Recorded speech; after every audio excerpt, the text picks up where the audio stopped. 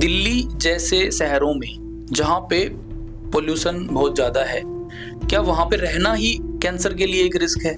Late night sleeping या poor sleep quality, क्या ये भी कैंसर के रिस्क को बढ़ाता है? Chips, namkeen, Kurkure, bhujia, biscuits, cookies, cakes, pastries, sausage, hot dogs, cold drinks, white bread, burgers, ये कितना रोल प्ले करते हैं कैंसर की तरफ? हेलो एंड स्वागत है आप सबका doctor with doctor podcast season 2 में। मैं हूं डॉक्टर दीपक गर्ग, मैं ऑर्थोपेडिक सर्जन हूं और आज हम डिस्कस करेंगे इंडिया में कैंसर के केसेस इतनी फास्ट स्पीड से क्यों बढ़ रहे हैं। हमारे आज के चीफ गेस्ट हैं doctor Neha Gupta, consultant medical oncologist, max hospital Bathinda. Doctor Neha Gupta का डॉक्टर विद डॉक्टर पॉडकास्ट में बहुत बहुत स्वागत है। Thank you so much sir for inviting me. Doctor Neha, क्या आपको लगता है कि इंडिया में कैंसर के केसेस का नंबर केवल बढ़ नहीं रहा बल्कि एक्सप्लोड हो रहा है?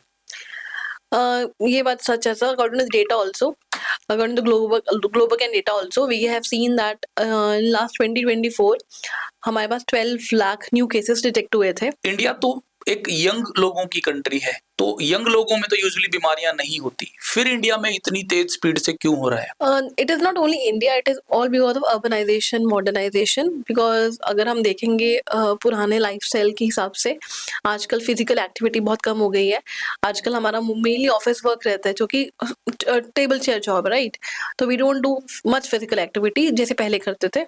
और दूसरा, आज के टाइम पे पॉल्यूशन बहुत बढ़ रहा है, एयर पॉल्यूशन बढ़ गया है और वाटर भी कंटामिनेट हो गया है, जिसकी वजह से कैंसर के इंसिडेंट्स पहले के मुकाबले बढ़ रहे हैं। क्या आपको लगता है कि आने वाले 10-15 सालों में हर घर में कोई ना कोई कैंसर के केस से अटैच होगा?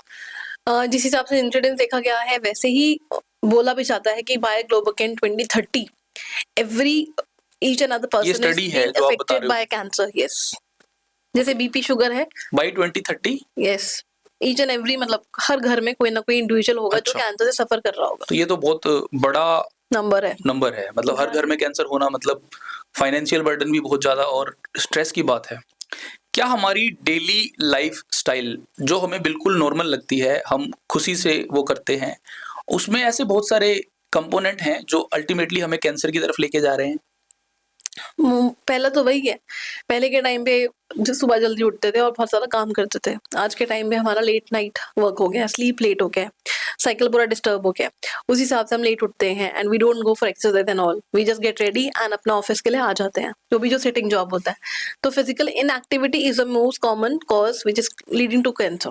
प्रोसेस्ड फूड जैसे कि chips, namkeen, Kurkure, bhujia, biscuits, cookies, cakes, pastries, sausage, hot dogs, cold drinks, white bread, burgers, ये कितना रोल प्ले करते हैं कैंसर की तरफ? These are all processed food ना, which are causing obesity. Basically ये क्या करेंगे, ये वेट बढ़ाएंगे तो obese हो जाएगा पेशेंट। obese होगा तो क्या होगा, many factors are linked with this, diabetes, hypertension, cancer is also one of them, जो कि मोटापे से बढ़ता है। तो ये सारी चीजें तो मैम अपने डे टू डे लाइफ का पार्ट है, इनको दूर करना मतलब ऑलमोस्ट आई थिंक इम्पॉसिबल है। नहीं, बट यही हो रहा है ना आजकल। हम क्या बच्चों को समझा रहे हैं कि ये वाली सब चीजें लिमिटेड करना है, we don't have to take so much of them. हमें ज्यादा फ्रूट्स वेजिटेबल्स पे ज्यादा जोर देना है, पानी ज्यादा, हाइड्रेशन प्रॉपर रखना है, एक्टिविटी करना है, तो हम समझा ही सकते हैं सोसाइटी को ना। We can only deliver a message to them. हम जब बच्चे होते थे तो हमें तो ये सब चीजें नहीं मिलती थी या कम मिलती थी, आज के टाइम पे ये ज्यादा बढ़ गया। एग्जैक्टली, बिकॉज चेंज बहुत बढ़ गया, फूड चेंज बहुत बढ़ गया। सबको पता है कि खाना इज द थिंग जो सबको अट्रैक्ट करता है and that's why food change बहुत इंक्रीज हो गई है। This is also one of the reason. तो इसको अगर कम कर दिया जाए तो शायद हम कैंसर के रिस्क को कम कर सकते हैं। एग्जैक्टली। लेट नाइट स्लीपिंग या पुअर स्लीप क्वालिटी, क्या ये भी कैंसर के रिस्क को बढ़ाता है? It is not directly causing the risk of cancer, but yes, अगर आप रात को लेट सोगे है ना, आपकी स्लीप डिस्टर्ब रहेगी, स्लीप साइकिल डिस्टर्ब रहेगा, तो बॉडी में स्ट्रेस तो लेके आएगा ना। एंड क्रॉनिक स्ट्रेस ये बहुत टाइम से हो रहा है, 15 साल 20 साल से हो रहा है। Chronic stress will cause what, inflammation बढ़ाएगा, सूजन बॉडी में हर जगह। Exactly, inflammation is one of the thing जो कि धीरे धीरे धीरे करके वो कैंसर को, मतलब नॉर्मल सेल को कैंसर के सेल में कन्वर्ट कर देता है। अल्कोहल और स्मोकिंग आज के टाइम में बहुत ज्यादा कॉमन है, क्या ये भी कैंसर से एसोसिएटेड होता है?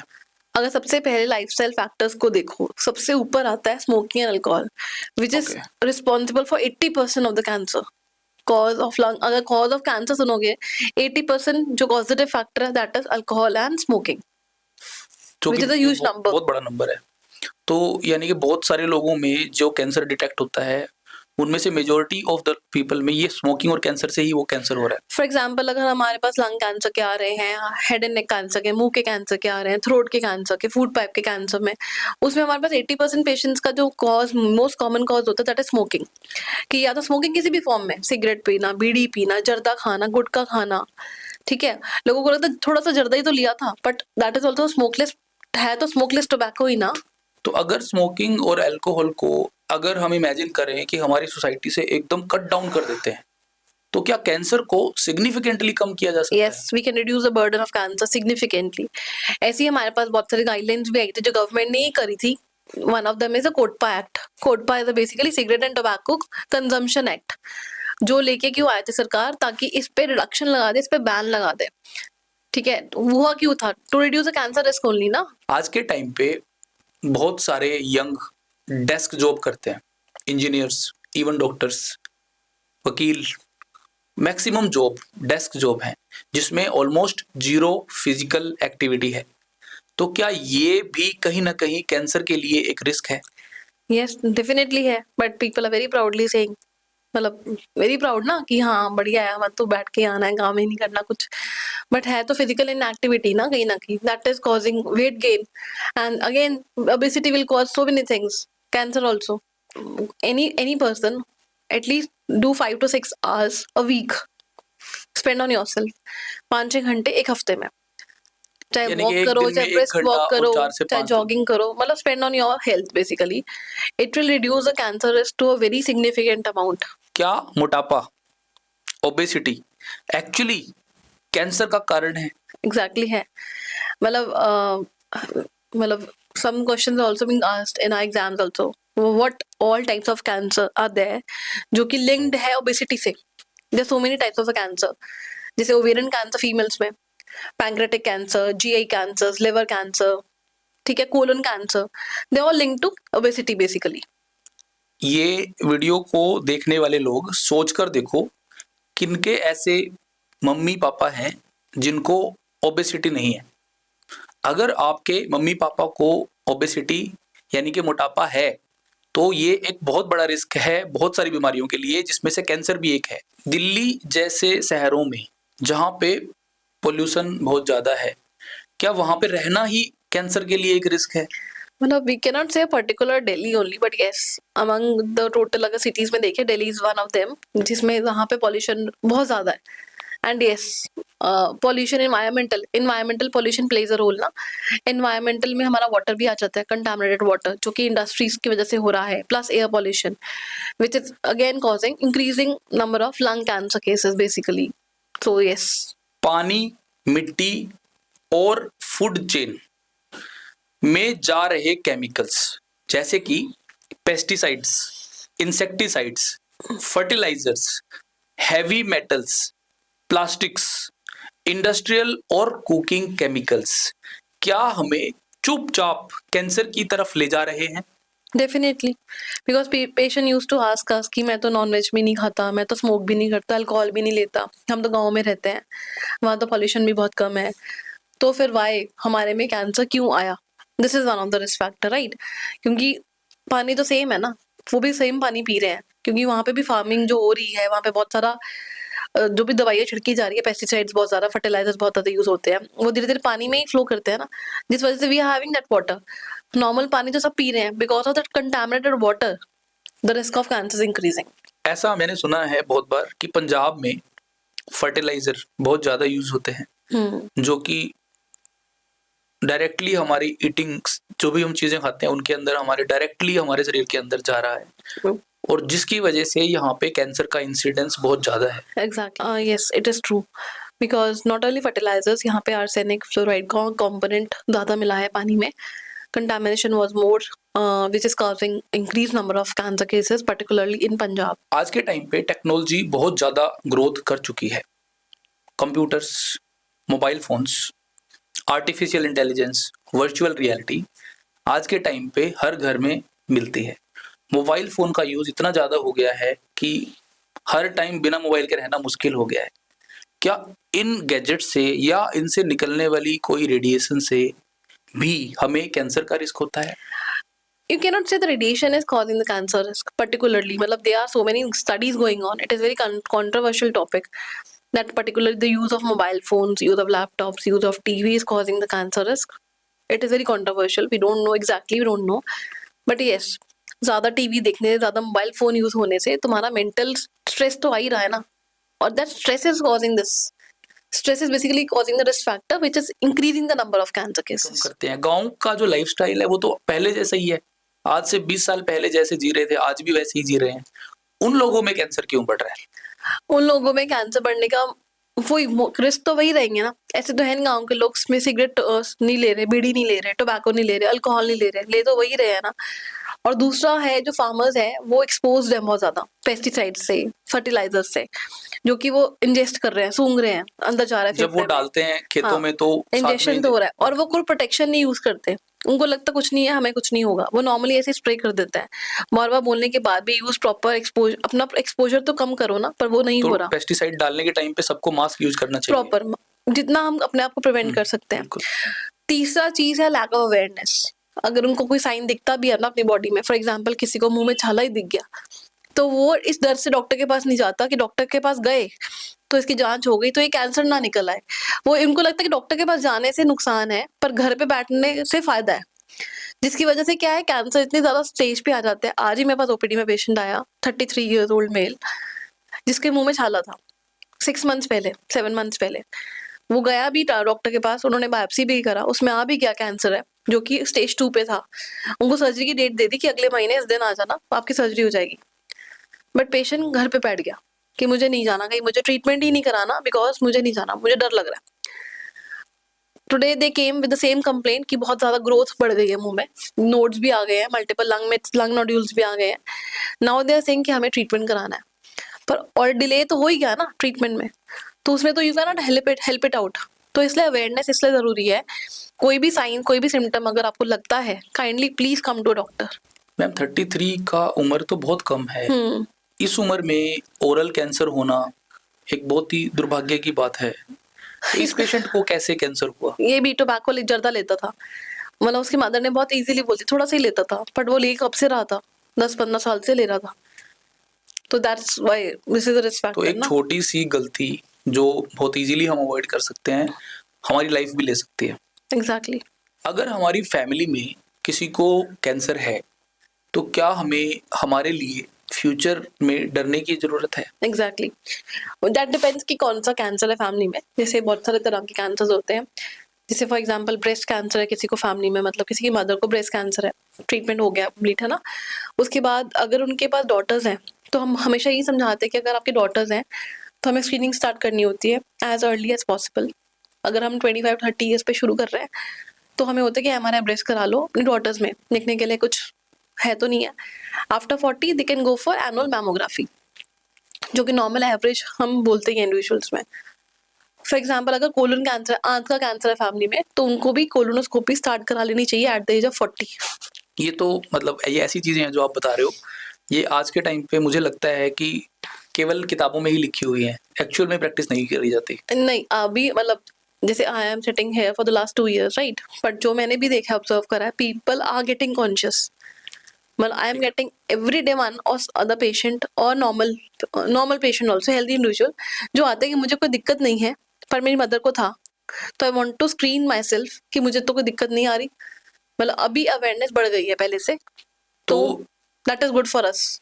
हमें बहुत अच्छा लगता है देख के कि एटलीस्ट हम normal people are coming to the OPD for screening.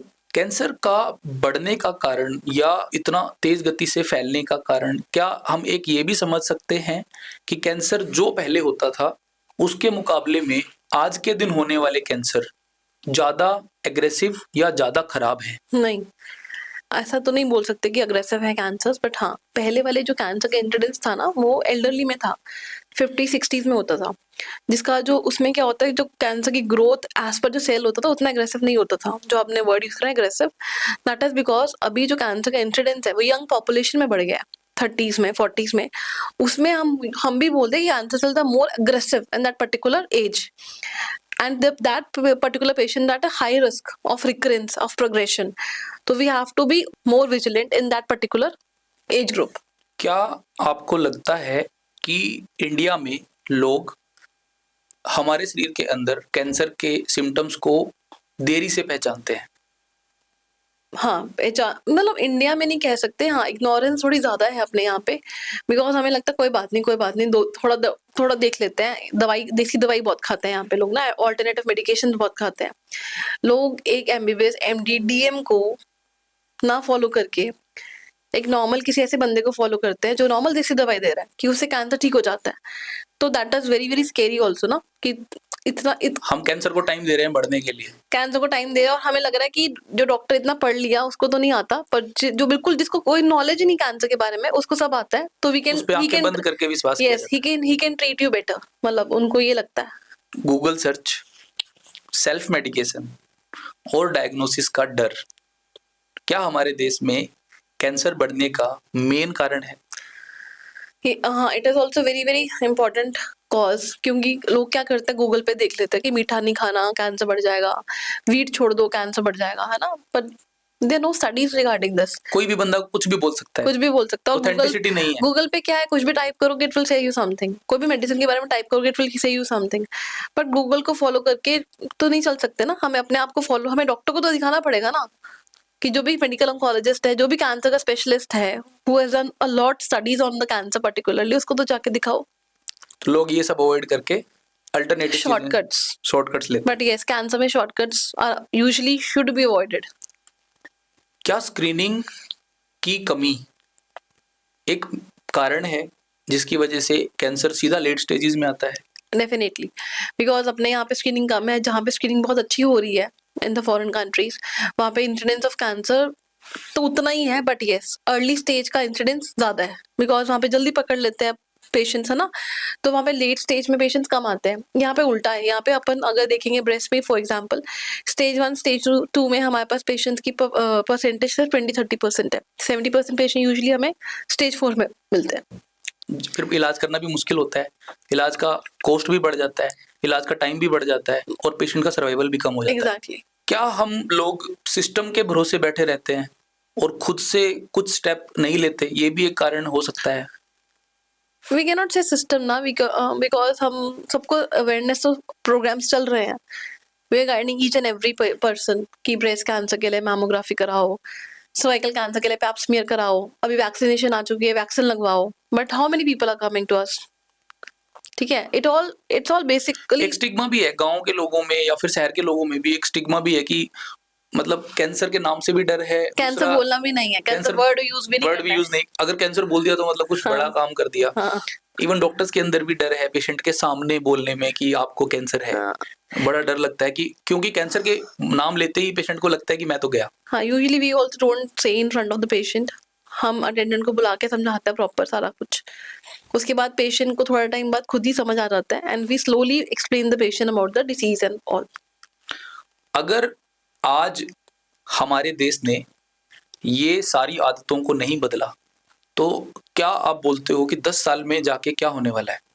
Incidence बहुत ज्यादा रैपिडली बढ़ रहेगा, जैसे हम देखते हैं ना शुगर, ब्लड प्रेशर, बहुत सारे हमारे साथ, सब हर घर में भी है, सबको ही है, पेरेंट्स को, ग्रैंड पेरेंट्स को, है ना, आजकल बच्चों में भी हो रही, 30s-40s में भी बहुत कॉमनली हो रहा है, तो यही होने वाला है, फिर कैंसर इंसिडेंस ऐसे बढ़ने वाला है। फिर एक कॉमन इंडियन को कौन सी 3 ऐसी चीजें बदल देनी चाहिए जिससे हम कैंसर का इंसिडेंस बहुत कम कर सकते हैं? Lifestyle modification, avoid tobacco, avoid alcohol, more physical activity, and take diet which is rich in fruits and vegetables, and limited processed food. जो भी आपने चीजें बताई हैं, मुझे ऐसा लगता है कि आपने खर्चा कम करने वाली चीजें बताई हैं कि कैसे पैसे को बचाया जाए और कैसे अपनी हेल्थ को बढ़ाया जाए। एग्जैक्टली। तो ये था मैम हमारा आज का पॉडकास्ट, जिसमें हमने बात करी कि इंडिया में कैंसर क्यों बढ़ रहा है, उसके एसोसिएटेड कारण क्या क्या हैं और कैसे हम उन कारणों को कम कर सकते हैं, अपने आप को अवेयर करके कैंसर को कैसे जल्दी डायग्नोज कर सकते हैं। Dr. Neha, thank you very much for coming to our episode and making our viewers aware about the cancer. Thank you. Thank you so much. Thank you very much for watching these videos. If you want some other topic or some specific topic, please share it in the comment. We will try to make a whole video on the specific topic, and please like, share and subscribe to our channel for more such videos. Thank you very much.